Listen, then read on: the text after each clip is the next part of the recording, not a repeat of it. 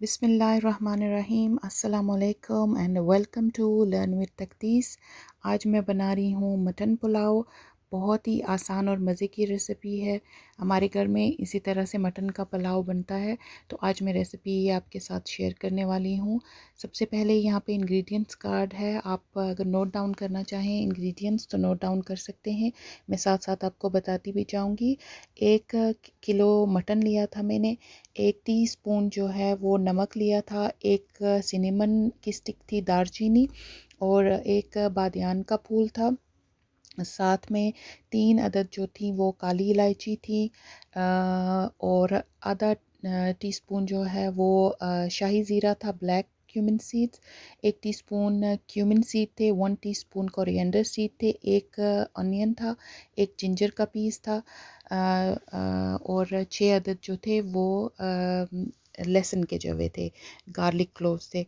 सबसे पहले मीट को धोकर अच्छे से तो उसको मैं गलने के लिए रख दूँगी। तकरीबन 8 से 9 कप जो हैं पानी डालकर। मैंने यहाँ पे गर्म पानी डाला है, आप चाहें तो इसको जो नॉर्मल पानी होता है बग़ैर उबला हुआ वो भी डाल के तो गलने के लिए रख सकते हैं।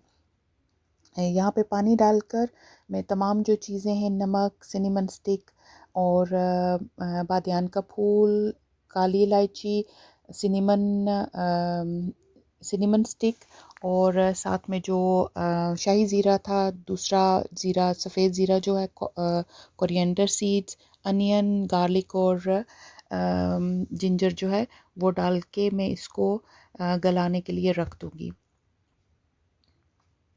यहाँ पे पानी मैंने डाला है, इसको मैं थोड़ा सा उबाल आने दूँगी। ये जो हैं खड़े जो मोटे वाले पीसेस थे, मतलब दालचीनी, इलायची और तेज़पत्ता, वो मैंने इस तरह से डाले थे, और बाकी के जो थे वो मैंने एक पोटली में डाले थे। आप अगर चाहें तो डाल डाल दें उस तरह से, नहीं तो आखिर में आप पानी जब छानेंगे, क्योंकि छान के मैं डालती हूँ हमेशा पानी चावलों के अंदर जब डलती है यखनी, तो उस वक्त अगर छानेंगे तो आपको अगर ये छोटे छोटे पीसेस नहीं चाहिए उसके अंदर तो वो निकल भी जाएंगे। तो यहाँ पे गला लेंगे उसको अच्छी तरह से गोश्त को। और ये चावल हैं, मैंने चावल लिए थे 4 कप। बाकी की जो चीज़ें इसमें मैंने ऐड की थी वो मैं आपको बताती हूँ। 2 टेबल स्पून जो था वो नमक लिया था, 1 टीस्पून क्यूमिन सीड था, और 1 टीस्पून जो है क्यूमिन पाउडर था, 1 टीस्पून कोरिएंडर पाउडर था, 1 टेबलस्पून गरम मसाला पाउडर लिया था, 1 टीस्पून जो है वो कुटी हुई जो सुरख मिर्चें होती हैं वो थी, 3 अदद प्याज थे, एक टमाटर था, 4 ग्रीन चिलीज़ थी, और 4 टेबलस्पून मैंने इसमें बटर के डाले थे, और आधा कप जो है वो तेल का डाला था। इसमें मैंने थोड़ी सी क्वांटिटी जो है वो कम रखी है, क्योंकि हमने मीट जो लिया था उसमें भी अपनी जो चर्बी वगैरह होती है, अगर थोड़ी हो उसके अंदर तो वो भी, उसका भी होता है, ग्रीस होती है, तो ज़्यादा नहीं डालेंगे। और चॉप करके प्याज मैंने इसमें डाल दिया, इसको मैं ब्राउन कर लूँगी प्याज को अच्छी तरह से तेल के अंदर। यहाँ पे ब्राउन हो चुका है प्याज, तो इसमें मैं थोड़ा सा पानी शामिल करूँगी ताकि प्याज तो थोड़े से जो हैं वो थोड़े से सॉफ्ट हो जाएं। और फिर हम इसके अंदर ऐड करेंगे जो गला हुआ हमने गलाया है मीट, उसके अंदर शामिल करके उसको भूनेंगे। पानी शामिल कर लिया है मैंने,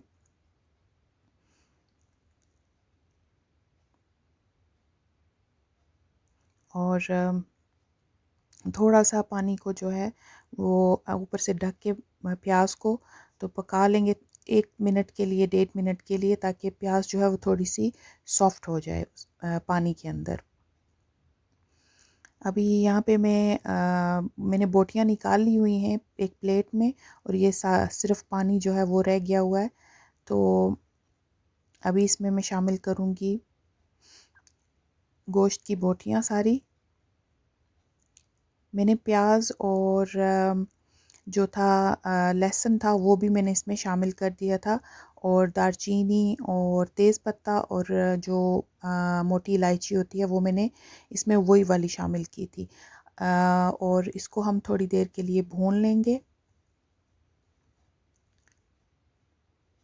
भूनते हुए इसके अंदर जो है हम मसाले शामिल करेंगे, और टमाटर जो है हमने काट के रखा हुआ था, मैंने छिलका उतार लिया था उसका। नहीं भी उतारेंगे तो नहीं, उसका रहने भी दे सकते हैं। ये मसाले हैं जो मैंने अभी आपको बताए हैं। नमक, ज़ीरा पाउडर, साबुत ज़ीरा, कोरिएंडर पाउडर, धनिया पाउडर, गरम मसाला पाउडर, चिली की जो थी चिली फ्लेक्स यानी कि कुटी हुई मिर्च, वो शामिल की है इसके अंदर। और इसको 3 से 4 मिनट के लिए मैं अच्छे से भूनूंगी। और इसके साथ जो है भूनते हुए थोड़ा सा जो पानी है यानी कि यखनी है, अगर आपको लगे कि नीचे लग रहा है, और ज़ाहिर है जो ड्राई मसाले डालें इसके अंदर वो जले नहीं, थोड़ा थोड़ा यखनी का जो पानी है वो शामिल करते जाएंगे और इसको भून लेंगे अच्छी तरह से मीट को। यहाँ पे मैं अभी शामिल करूँगी टमाटर, और साथ में जो सिर्फ टमाटर, हरी मिर्चें जो थी वो मैंने एंड में डाली थी इसके अंदर, बिल्कुल जब मैं इसको दम पे लगाने लगी थी तब मैंने इसके अंदर शामिल की थी। टमाटर डाल के थोड़ा सा इनको भूनेंगे ताकि थोड़े से टमाटर जो हैं वो गल जाएं। जब पानी डालेंगे तो अगर कोई कसर हुई उसमें तो वो उस वक्त भी निकल जाएगी। थोड़ा सा पानी जो है वो डाल के इसको अच्छे से भून लेंगे।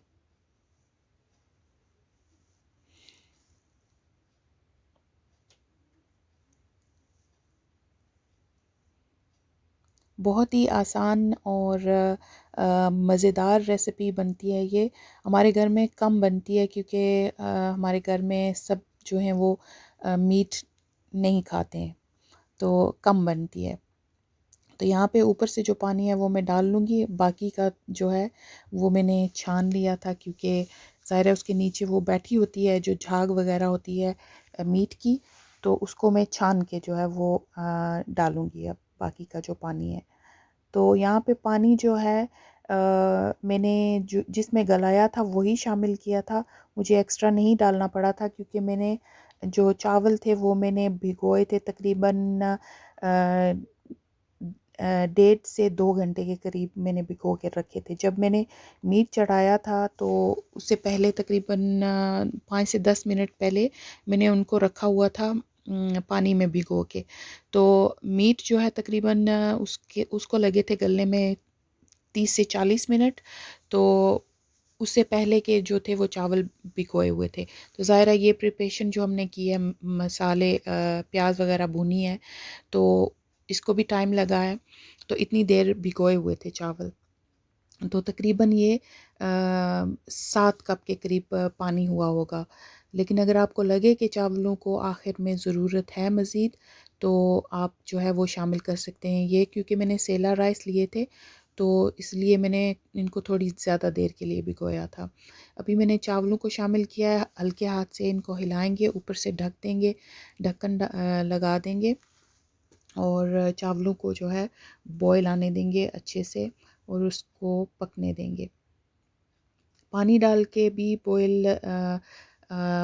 बॉयल किया था, जो यखनी डाली थी मीट के अंदर, जब वो डाली है तो उसको भी बॉयल आने दिया है ताकि जो मसाले डाले हैं वो जो हैं थोड़ा सा उन वो पक जाएं यखनी के अंदर।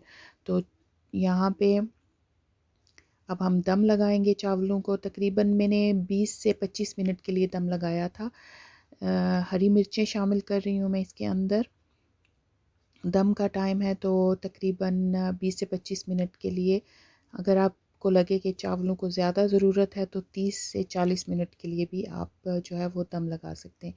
अभी मैं इसके ऊपर कपड़ा जो है वो लगा के दम पे रखूँगी, और 20 से 25 मिनट के बाद जो है दम जब खोलेंगे तो फिर मैं आपको फ़ाइनल लुक इसकी दिखाऊंगी। यहाँ पे ये तैयार है, जस्ट थोड़ा सा मिक्स करूँगी मैं इसको और फिर डिश आउट करेंगे इंशाल्लाह। बहुत अच्छे मज़े के और खिले हुए चावल बने थे। आई होप आपको ये रेसिपी ज़रूर पसंद आएगी। अगर आपको ये रेसिपी पसंद आए तो मटन पुलाव की तो सबके साथ शेयर कीजिएगा, अपने फ्रेंड्स एंड फैमिली के साथ। और कमेंट सेक्शन में ज़रूर कमेंट करके बताइएगा कि मटन का पुलाव आपको कैसा लगा बना हुआ। तो ये फ़ाइनल इसकी लुक है। मैंने थोड़ा सा रायता बनाया था साथ में, वो भी मैंने प्लेट में रखा है। इसके साथ मटन पुलाव जो है वो रेडी है।